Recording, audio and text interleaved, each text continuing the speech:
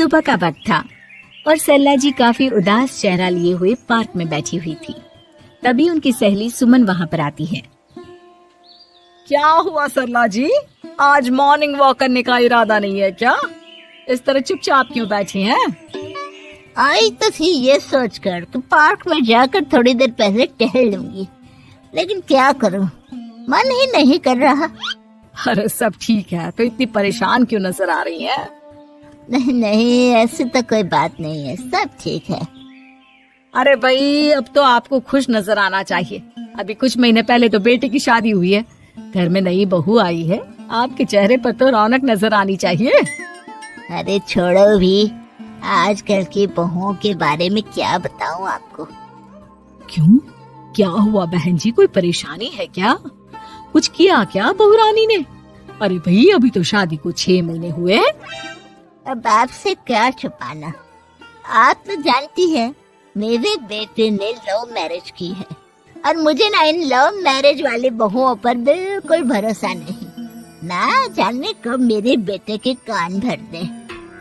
अरे लेकिन सरला जी, आपके बहू बेटा तो आपके साथ ही रहते हैं, फिर आपको इस बात का डर क्यों है?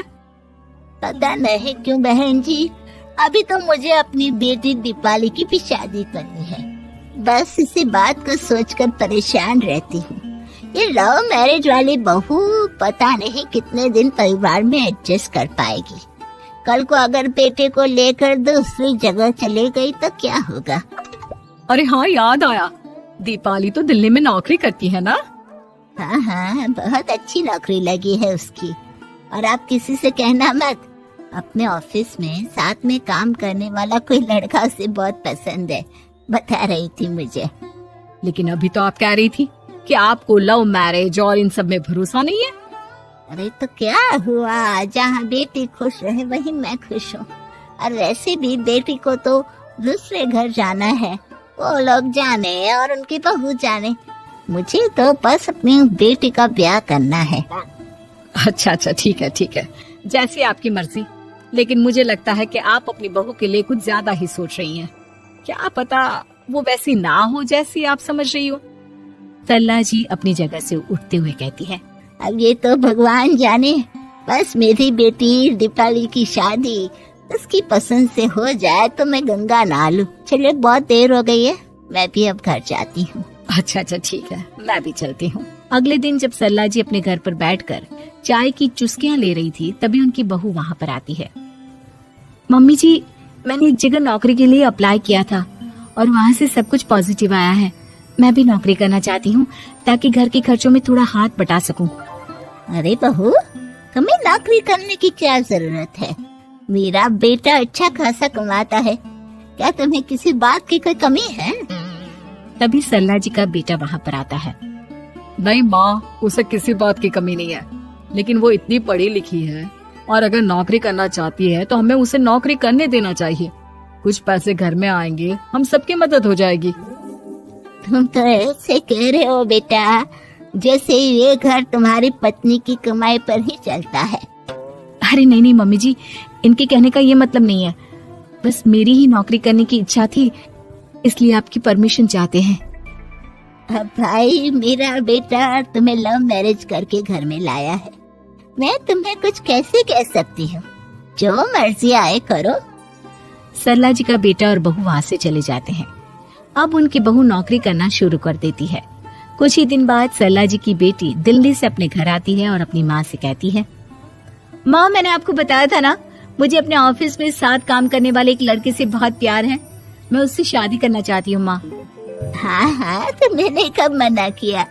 अगर तुम उसे पसंद करती हो तो उसके घर वालों को कहो, हम आपस में बात करके तुम्हारी शादी तय कर देते हैं। अरे लेकिन माँ, एक बहुत बड़ी परेशानी है। क्या परेशानी है बेटा? माँ, वो लड़का बहुत अच्छा है, लेकिन कुछ ज्यादा ही पैसे वाले घर से उसके माँ बाप। उन्हें मेरे और उसके रिश्ते से वैसे तो कोई परेशानी नहीं है, लेकिन वे चाहते हैं कि शादी 5 स्टार होटल में हो। अरे ऐसे कैसे, हम तो मिडिल क्लास लोग हैं, हमारे लिए 5 स्टार होटल में शादी करना कोई आसान काम थोड़ी ना है। लेकिन माँ, मैं क्या करूँ? मैंने उनसे बात करने की बहुत कोशिश की, बस एक किसी जगह बात अटक गई है। साफ साफ कह दो बेटा, शादी करनी है तो ठीक है, लेकिन ये 5 स्टार में शादी करने वाली शर्ट में नहीं मान सकती। अरे कैसी बात कर रही हैं आप मम्मी जी। अगर दीपाली को कोई लड़का पसंद है तो हम उनकी शादी के लिए पूरी कोशिश करेंगे, और अगर बात पैसों की है तो कोई परेशानी नहीं है। हाँ हाँ, तुम्हें तो बस बहुत आसान लगता है सब।